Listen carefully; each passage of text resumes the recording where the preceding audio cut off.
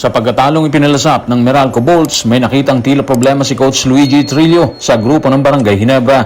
Sa kampo naman ni Coach Yengiao, casual na sinabi nitong kuhanin ng panalo laban sa Barangay Ginebra ngayong gabi at mag-focus sa quarterfinals pagkatapos ng laban. At ang ilan nating mga kababayan, sinabing dapat nang itrade ang ilang players ng Barangay Ginebra, bunga ng mahina umunong performance ng mga ito. Tutukan po natin ang lahat ng yan, pero bago yan, pakisubscribe, like and share na lang muna para pareho tayong updated. Lumikha ng ingay ang pagkatalo ng Ginebra sa Meralco kung saan sila tinambakan hanggang sa dulo ng laban at maging ang coach ng Meralco ay tila hindi makapaniwala sa pagkatalong nangyari. Kaya naman ang makapanayam ng media, tahasan itong sinabi na may problema ang grupo ni Coach Tim Cone. Narito ang kanyang paliwanag. Tutukan natin si Coach Luigi sa report ni Ruben Terrado sa Spin. Hindi namin inaasahan to na matatalo namin ang Ginebra ng ganito. Akala ko magiging mahirap na laro to. Baka may nangyayari sa kanila.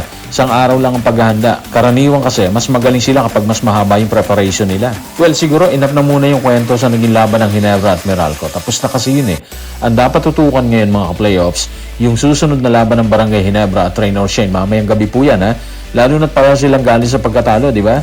Sa side ng Ginebra kasi malaking factor yung sinabi ni Coach Luigi na isang araw lang yung preparation nila. Sa ganitong level, mga playoffs, kulang ang isang araw talaga para makapag-reset. Hindi lang physically, kundi mentally. Kaya posibleng dala pa rin nila yung pagod at frustration mula sa huling laban. Kung hindi agad nila maibalik yung energy at execution, pwede silang mahirapan lalo na sa simula ng laban na yan. Sa side naman ng Rain or Shine, iba ang klase ng talo nila. Dikit, emotional, at may kontrobersiya pa sa ending laban sa NLEX Road Warriors, di ba? Karaniwan yung ganitong klase ng pagkatalo, nagiging gasolina yan. Mas gigil, mas agresibo, at mas determinadong bumawi. So, ibig sabihin, posibleng pumasok sila sa laro na mataas yung energy at may gustong patunayan, etong Rain or Shine. Kaya ang magiging laban dito, energy laban sa composure. Kung makaka-recover agad ang Barangay Ginebra at maibabalik ang disiplina nila, may advantage sila sa experience at sa sistema. Pero kung mauna ang Rain or Shine sa intensity at momentum, pwede nilang ilagay sa alanganin ng Barangay Ginebra.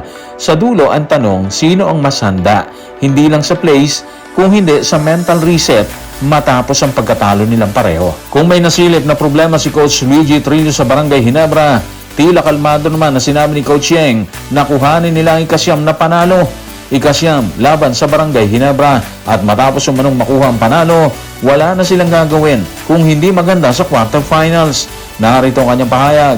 Tutukan natin si Coach Yeng sa report ni Reynald Magalyon ng Manila Bulletin. Medyo marami nang nabawas sa amin. Si Felix, si Jun Roque, kanina hindi nakalaro si Kailan. Meron pa siyang mga viral issues. But sa akin, maganda pa rin naman ang nilalaro namin. So ano lang, get the 9th win and prepare for the quarterfinals. Ganun lang sa amin. Alam niyo, iba yung tono ng pahayag ni Coach Yeng. Hindi siya nakatuon sa problema kung hindi sa resilience ng Rain or Shine. Aminado siya na marami silang kulang. May hindi nakalaro, may distractions pa. Pero sa kabila nun, sinasabi niya, maganda pa rin ang takbo ng laro nila, di ba? So, ibig sabihin, kumpiyansa siya sa sistema at sa next man up mentality ng team. Ang ganitong mindset, delikado para sa kalaban, lalo sa Barangay Ginebra. Kahit kulang sa personnel sila dyan, kapag ang isang team naniniwala na kaya nilang makipagsabayan, mas nagiging unpredictable sila dyan. Hindi sila umaasa sa isang player lang kasi Collective effort yung puhunan nila, kaya mas mahirap bantayan at basahin. So yung sinabi niyang get the 9th win and prepare for the quarterfinals, malinaw na nakaset na ang goal nila dyan. Hindi na sila naghahabol lang kasi kundi iniisip na nila yung positioning at momentum papasok sa playoffs.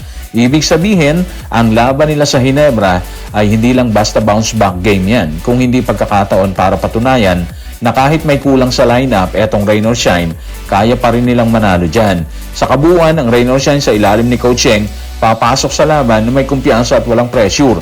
Samantalang ang Barangay Ginebra, galing sa mabigat na pagkatalo yan. May kailangan patunayan sila dyan. Kaya posibleng maging dikit ito mga playoffs dahil isang team ang gustong bumawi at isang team naman ang gustong patunayan na kaya pa nilang manalo kahit kulang sila. Kung tila magiging mainit ang bakbakan ng Rain or Shine at Barangay Ginebra, muli namang umugong sa SOCMED ang usapang trade sa Gin Kings. Sa usapang ito, kasama sina Stephen Holt, Jeremiah Gray, Isaac Goat Torres. Kung bakit nila sinabi yan, narito ang kanilang pahayag.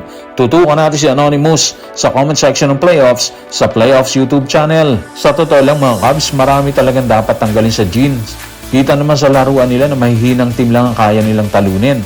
Pwede na sigurong i-trade sina Holt, Gray, Torres at Go. Puro walang depensa at opensa mga yan. Kahit sa rebound, wala pa rin silang tulong. Alam nyo, matindi yung sentimiento ng fan na yan. Ha? Pero kung susuriin mong maayos or susuriin mong mabuti, parang masyado namang sweeping yung conclusion. Hindi ganun kasimple na sabihin na dapat tanggalin agad ang ilang players ng Barangay Ginebra dahil lang sa ilang mahihinang laro, di ba? Sa totoo lang, normal sa kahit anong team, even contenders na magkaroon ng off nights or stretchers na hindi maganda yung performance. Yung binanggit na kakulangan sa depensa, sa opensa at rebounding, may point. Pero kailangan ilagay sa tamang konteksto kasi eh. Sa basketball, hindi lang individual ang basihan. System at roles ang importante dyan. May mga players na hindi talaga primary scorers o rebounders dahil iba ang role nila sa rotation. Kaya minsan, hindi agad nakikita sa stats yung mga ambag nila dyan, di ba?